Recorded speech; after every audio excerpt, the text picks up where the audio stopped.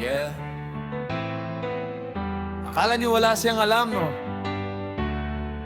Kasi marumi kamay, puno ng langis ang mukha. Tawag niyo sa kanya Bubong Elias. Tingnan kung sino ang tawa sa huli kapag di umaandar yung buhay niyo. Sabi sa eskwela, bagsak si Elias, di raw makatapos, utak daw ay pipas. Inabandona ang libro, pumasok sa talyer, hawak ay multitester, hawak ay pliers. Tawag na ang kapitbahay, si Bobo narito, kasi di nakabarong, basahan ang paniyo. Pero kapag ang kotse nyo biglang namatayan sa gitna ng kalsada, sinong tinatawagan? Hahawakan ng wiring, hahanapin ang grounded, kahit gutay-gutay na ang fuse, patatak at bounded. Di man marunong mag-English ng diretso at formal, kabisado naman ang linya ng alternator at signal. Sige, tawagin niyong Bubong Elias. Sa kuryente ng sasakyan, siya ang nakatuklas. Mula ignition, oil hanggang sa busina, buhay ang makina kapag siya na humawak na.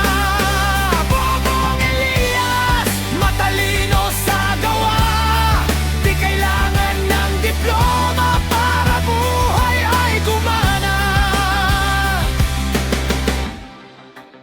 May dumating na mayabang, naka-sports car na bagong-bago. Sabi, kaya mo ba to, boss? Mahal tong sasakyan ko. Natawa lang si Elias, inilabas ang voltahe, hinanap ang short circuit sa ilalim ng biyahe. Isang oras nagkamot ng ulo ang mekanikong formal. Sabi, palitan daw ang computer, boss, milyones ang matal. Sabi ni Elias, teka lang, maling relay lang yan, tol. Isang pitik, isang salpak, broom, nag-alboroto ang makina't umungal. Sino ngayon ang bobo? Sino ang matalino? Ang marunong magmarunong o ang taong may mastery sa pwesto? Di nasusukat ang utak sa husay magsalita, kundi sa kakayahang mag-ayos ng sirang gawa. Sige, tawagin niyong Bubong Elias.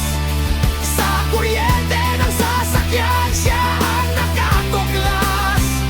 Mula ignition, coil hanggang sa busina, buhay ang makina kapag siya na ang humawak na.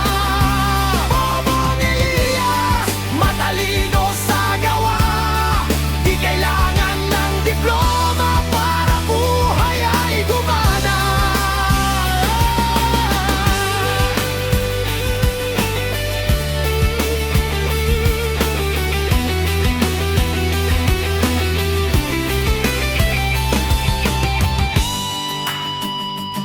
May mga taong tahimik lang kung magtrabaho, pinatutunayan ang sarili gamit ang kamay at puso.